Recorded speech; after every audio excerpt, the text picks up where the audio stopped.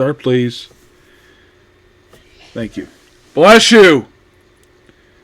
Alright, welcome back to A Certain Magical Index.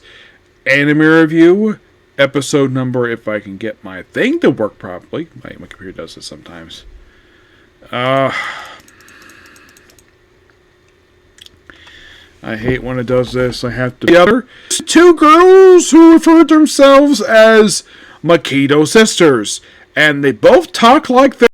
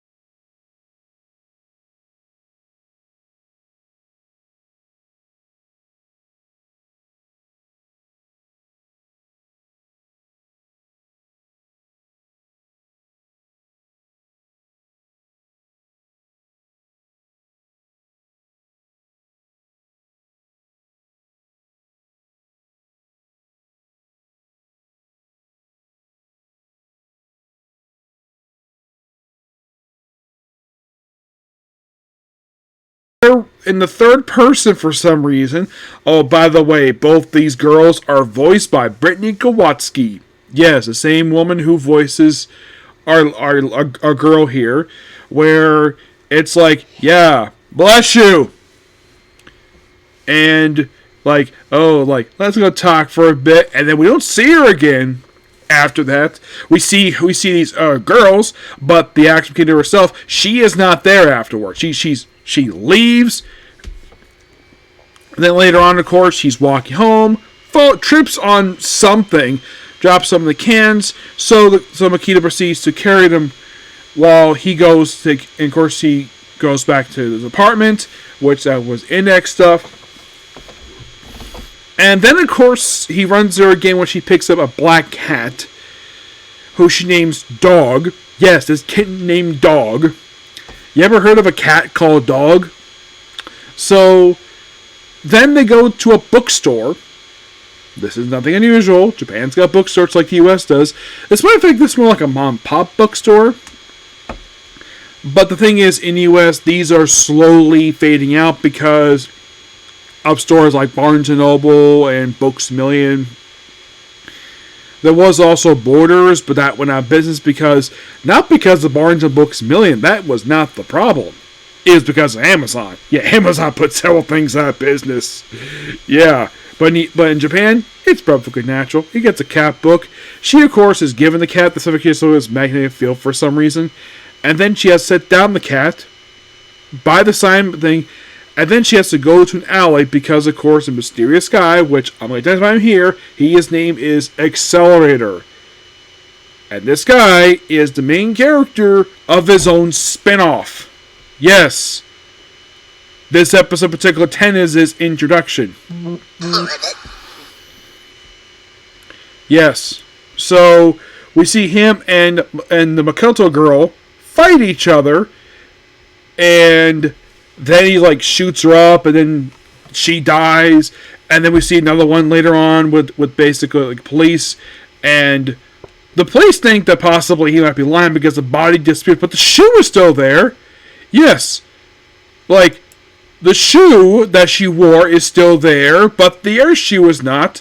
The blood has mysteriously disappeared, along with the frickin' bullets, because she had a gun. So here's the thing. So, the girl he was interacting is known as Makito 1031. The one he's talking to is Makito 1032. And there's a bunch of Makitos.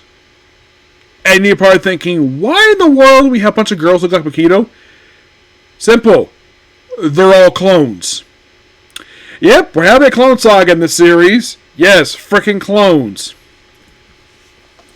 And this was a military experiment to basically experiment with electric powers for some reason. Why the heck this is, I don't know.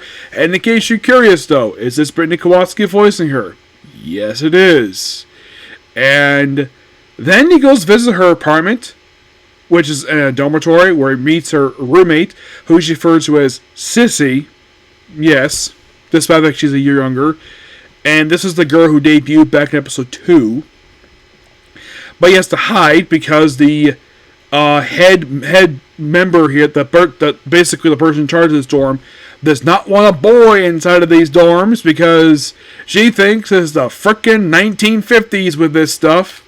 We can't have a boy in the girls' dorm for reasons. He's there for a visit, and you have to hide him under a bed with a teddy bear. It looks suspiciously like the teddy bear from One Piece. Yes, and then he opens up the bear to receive a note, and by the way, she's not there. Where she is, presumably she's in a remedial class. It's the best way to describe remedial class, from what I can tell. The only other series I've heard of remedial class is actually My Hero Academia. It's more like a weekend course. That's pretty much basically what this is. It's basically classes on the weekends, because it's more like a makeup basically for. It's kind of almost like a punishment per se. That's kind of what these middle courses are. Also, he does basically question why certain things why he takes things, because he does remember, because he lost his memory back in episode 6 of the show, and this is only episode 10 when he says this. But yeah, that's pretty much basically kind of what happens over the course of 2 episodes. It's like this. These 2 episodes are more like this. Definitely a start. As it's progressing a little bit per se, but it's still really enjoyable for what it is. Yep. Come on, you stupid thing. I hate when it does this. Yep, my, let's see. I have to basically look up my phone because my laptop, I use Firefox, it's not cooperating with me. It's just not working. Because for reasons per se, it's not working. So, here's a question. Who voices the Accelerator? Yep, the Accelerator is voiced by Austin Tyndall. Yep, Austin Tyndall. And episode 10 is his debut. And yes, he also appears in the first spin-off, Ragelion, and he gets his own spin-off.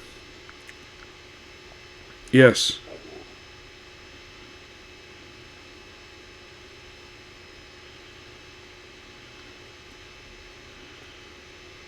We're also introduced to Take Michinoku Tsushimizu Mika, a maid. Yes, a maid. Or training being maid. She's voiced by Linda Warhol, and she does appear in the spin-off series. Yes.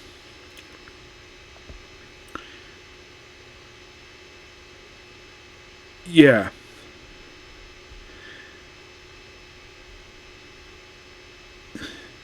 It's kind of weird, though, that they debuted this brand new character.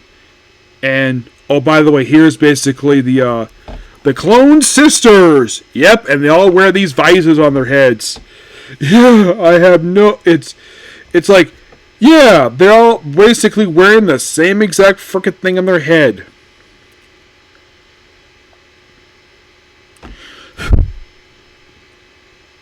So, we hear Dorn Supervisor, we don't see her.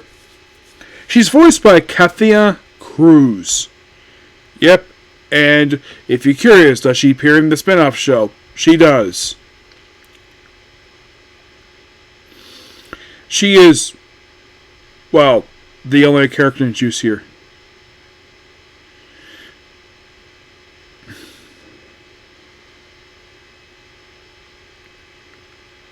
Okay, here's the bear I was talking about. When I first saw this bear, he kind of looks like the bear from One Piece, one that Bear uses. He's known as Kill Bear. Yes, and he has a zipper on him.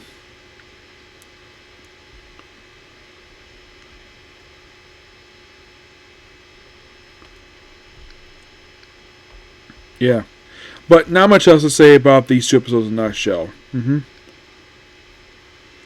Okay, so that is pretty much it for particular video. Please be sure to like, comment, subscribe, turn notifications. Next up we have is a Comic Corner, and it's on to My Hero Academia Vigilantes. Okay, next video. Bye.